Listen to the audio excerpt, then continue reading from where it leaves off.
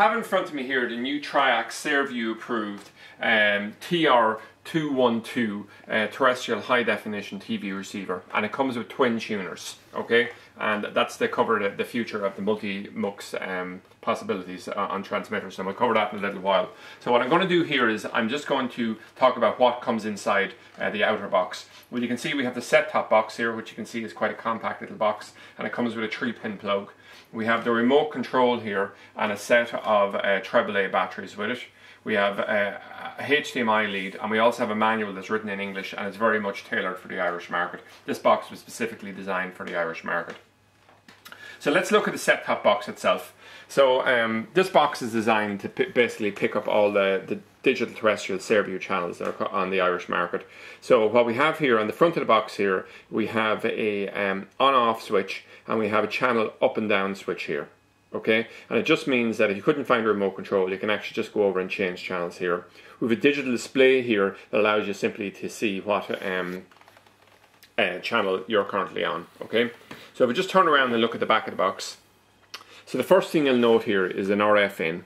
Okay, so so there's only one RF in on this, even though it's a twin tuner box, and the reason for that is there's an actual splitter inside this box which splits the input signal into two. Okay, and why it's so important and why Triax come out with this new design is that currently all of the channels that are broadcast in Ireland come off a single mux. Okay, so for each of the different transmitter, the 8 Saorview channels, and I'm speaking here in August of 2012, come off a single mux, and that with a single mux setup you can look at one channel and record another, simply because, even with a single tuner box, simply because they're all coming from the one mux.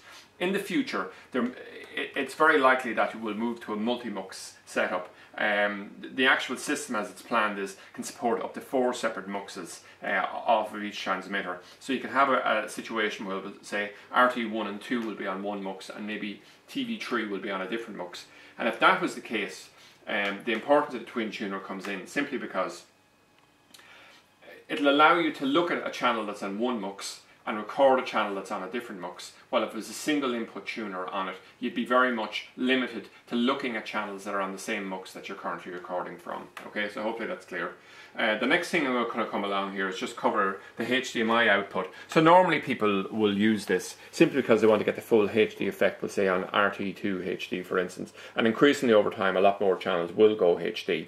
If you have an older television that's standard definition, you'll simply use the SCART output here. So just run a SCART lead in there. This box comes with a downscaler, so it'll actually be able to downscale, for instance, RT2 HD down to a standard definition output that can be used on the old standard definition TVs. We have an Ethernet port. We have a USB port here, simply to allow you to add a hard drive or USB key, either for recording or for using a media player, or alternatively sometimes the USB port is used if you're upgrading the firmware, which may happen from time to time. And then finally we have the power here. Okay, so I think we'll just move on next to just give an overview of how to connect this up and demonstrate this box in action, just the initial setup on it. So what we have here is we have the HDMI lead already connected to this TV. And what I'm going to do is I'm going to come along, I'm simply going to insert this here, and next I'm going to take this feed here that comes from a UHF aerial that's on our roof, and I'm just going to insert this in here. So now we have all the cables connected, and the next thing is we have a feed coming from the aerial and the box connected to the TV. We'll simply turn on the box here. So I already have this TV set up on the HDMI input, okay?